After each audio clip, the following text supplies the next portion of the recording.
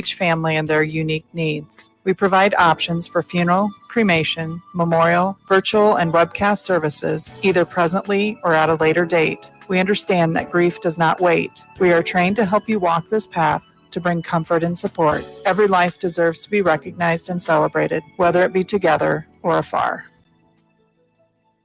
Divine Intervention is online at yourfortdodge.com, on Twitter at jmike1400. That's right, and you can always call this program, 955-1400, 515-955-1400. If you want to wait and ask a question of Mayor Matt Bemrick, he should be here right after the news at 4 o'clock. Oh, you know, this is the craziest thing. People text me because they don't want to call.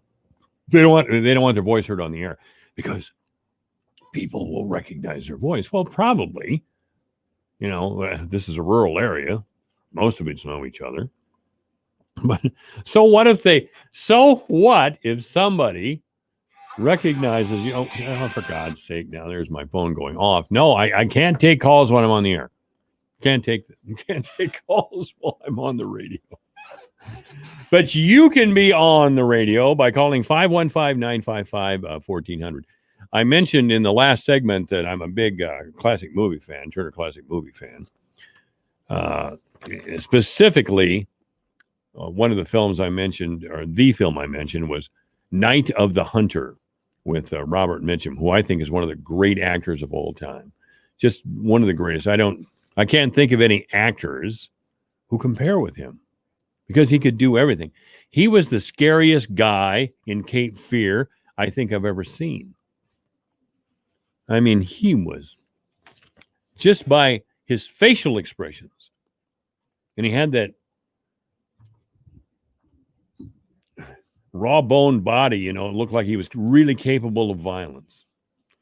Men at that time, male actors at that time, you had the feeling with them at all time. Even Jimmy Stewart, even the guy who played Harvey, that there was a violence about Jimmy Stewart in his characters, especially in his Westerns. Winchester 73 comes to mind. But you believed that even an aw shucks guy from a little town in Pennsylvania like Jimmy Stewart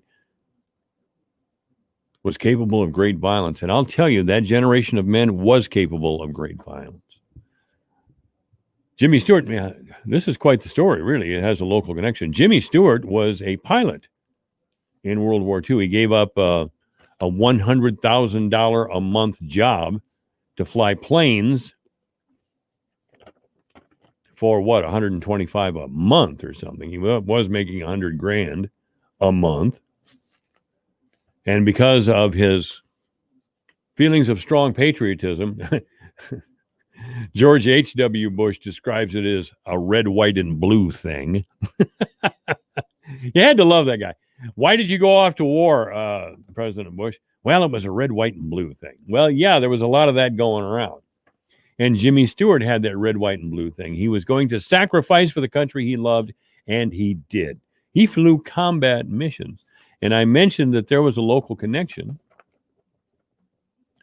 Nevin Mulholland's father was Jimmy Stewart's wingman in a lot of those combat missions. Jock Mulholland, was that his name? I had the pleasure of meeting him once years ago. I just shook his hand. It was way before I ever met Nevin, for that matter. But yeah, Nevin Mulholland's dad was Jimmy Stewart's wingman. And there is still available, a great video history of the Second World War. In one of the segments, Jimmy Stewart is featured talking about bombing runs and being in close contact with fighter planes from the enemy over Europe. And he did it in a very matter-of-fact way.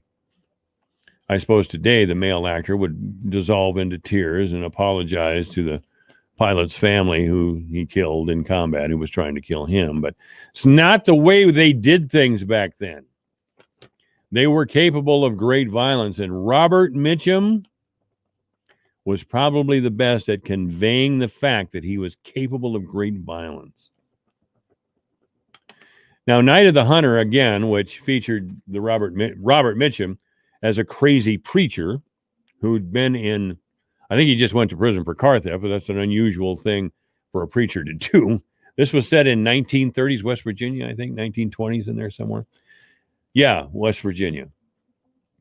And he was riding up and down the Ohio River on this big white stallion.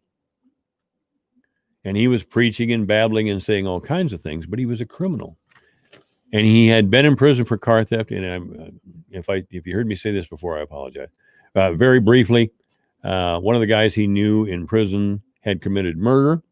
And he told Robert Mitchum that he had $10,000 stashed on a farm where his wife and kids were at. And that was there for their safety and for their future.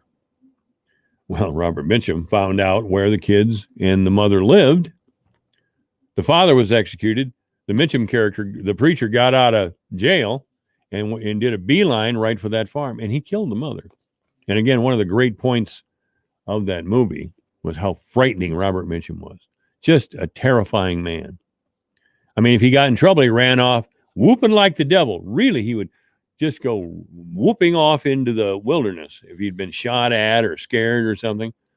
Like he really was a demon of some sort. I mean, the directors did a terrific job, and all the people involved, the actors did a terrific job, especially the young actor, I can't remember what his name is now, 12 years old, who stood up to this Mitchum character. Man, quite the thing. But Night of the Hunter was, as a lot of movies are, based on a true incident. Based on a true incident. There was a man who called himself Harry Powers, and he was Dutch-born. He was born in 1893, and he was executed in 1932. Now, here's a couple of interesting changes in the way things are done. Shortly following his arrest, Mr. Powers received 2 black eyes in jail and bruising all over his body. The police said that he had fallen down a staircase during his questioning. The police knew that this Powers character had shown that 2 girls and their mother were strangled to death while the boy's head was beaten in with a hammer. How gruesome and cruel is that? So, yeah, he went down the stairway. Boy, if you did that now, there'd be lawyers all over the place looking for a payday, wouldn't they? Looking for a payday just before they, hopefully they were elevated to some court somewhere. Mr. Powers had a 5-day trial, and it was held at a local opera house because of the large number of spectators. Witnesses testified to the evidence in Powers' home that he'd been with the victims and picked up their luggage and so on. And he was hanged 3 months later. 3 months after he was found guilty, he was hanged. Let me tell you, these were the good old days. These were the good old days. By the way, that darned old Trump executed a female. First female executed in 67 years. Now, how unfair and unjust was that? Oh, by the way, this female traveled across state lines under the pretense of buying a dog, strangled her victim, and then the victim was pregnant. She cut the baby from the womb and passed it off as her own. Some people just thought that was terrible that she was executed. I don't. I do not. There are those who say, oh, it coarsens our soul. You know, can you imagine a bunch of journalists and sociologists worried about your soul and want to bend your will to theirs because they're somehow morally superior? We cannot have ministers opposed to the death penalty because they're Christians. And you know how retro Christianity is. Male-dominated, the whole thing. So we have to go with latest evidence and blah, blah, blah. Well, it costs so much more to execute a prisoner. Well, it costs so much more because those opposed to the death penalty intentionally run up the cost with endless appeals, which happened in the case of this woman who was executed apparently overnight. I won't even I won't even say her name. I'm not going to allow her that dignity. She doesn't deserve it. Oh yes, she led a tough life. Well, didn't we all? And certainly, do the majority here? Do the majority of people who have a tough life and a brutal and abusive life, do they turn into killers? Do people from poor circumstances, do they more readily turn to crime? Well, of course they do. What shall we do about that? Eliminate poverty? That's a great idea. How are you going to do it? How are you going to do it? Human beings will always be greedy. There'll always be some scary people out there. In fact, the woman who was executed 67 years ago, she and her boyfriend, I guess you could call them a boyfriend and girlfriend, kidnapped a 12-year-old boy and killed him. Then led his father to believe that he was still alive. The father coughed up a $600,000 ransom, which was $3 million in 2020 money. I don't know. And half of it was never returned because the police officer stole the other half. Yeah, two officers, a police lieutenant and a regular officer, stole half the money, the ransom money. Did 3 years in prison, but the money, the $300,000, was never recovered. So I have a feeling they toughed it out in prison for 3 years and went and claimed the cash. I don't know. But we're not executing nice people. And I have no interest in keeping them in jail for life, extending expensive medical care. Really, what we ought to do is narrow the appeal process. Are we really talking about guilt or innocence, or are we talking about something else? Are we saying that this person is innocent, or are we saying, yeah, they did it, but boy, they grew up tough? Because every murderer can't say that. Ted Bundy was from a middle-class family. He was a privileged young man, and he was a murderous killer. And he would have never stopped. Never stopped. He finally admitted to his crimes, and he always denied it, even though there was overwhelming evidence of his guilt. He finally admitted to his crimes on the eve of his execution. And he bawled like a baby. What a tough guy. Go around murdering women. Could you imagine what the last few moments of their lives were with that fiend? But when Mr. Tough Guy, Bundy, when tougher guys showed up, he started crying like a baby. And you see that over and over again. These aren't really great people. They're nothing good about them at all. I really don't get the anti-death penalty argument, other than we're worried about your soul, to which I would reply, you worry about your soul and I'll worry about mine. As far as these murderers, these baby killers, I think we should, off them. That's it. Take away the argument that it's too expensive to execute somebody. Narrow the appeal process. Let's do something. That's never going to happen with Joe Biden. That's never going to happen with Joe Biden. As a matter of fact, Biden will probably move to banish the death penalty in all 50 states because he's a wonderful human being. Because he's compassionate and noble, and he's worried about your soul. He's worried about your soul, ladies and gentlemen. Joe and his people, well, they have better souls than you do. So it's better that murderers walk amongst us, or at least retain the potential to walk amongst us.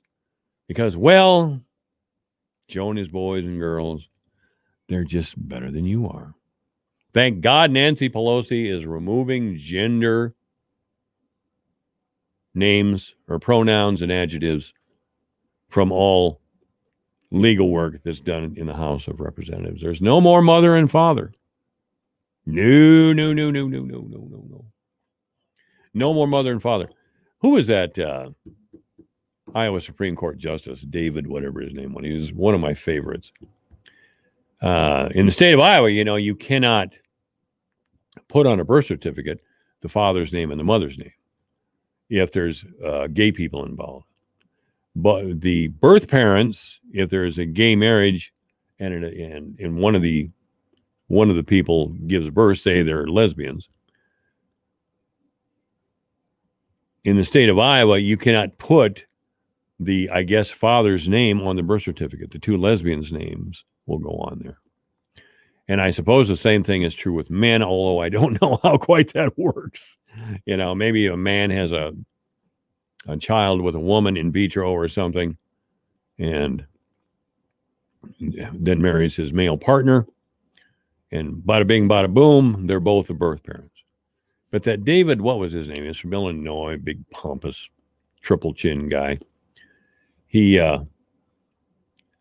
declared that anybody who was, and I can't think of exactly how he put it, but his declaration was that anybody who couldn't see the beauty of putting on a birth certificate, something that's physically impossible, the only reason for opposition to that wasn't that two people of the same sex cannot have children.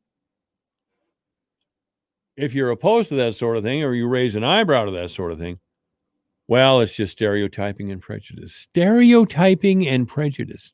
Denying the natural world is the way to go. It's the only loving and wonderful thing to do.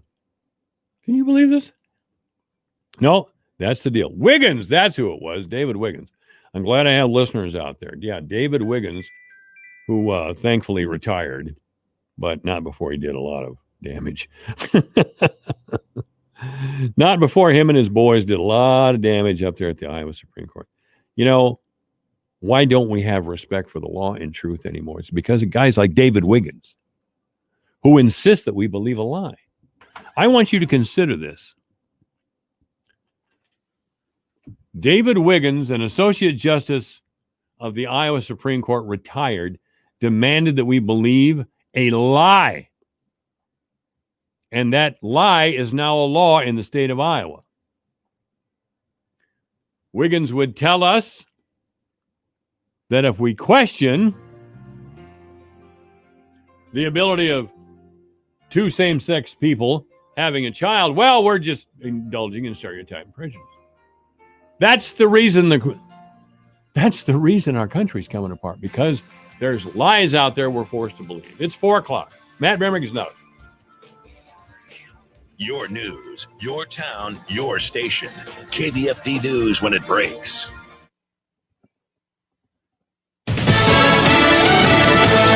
Pledging a safe inauguration. Lisa Brady, Fox News. Vice President Mike Pence offering that reassurance as he leads a security briefing at this hour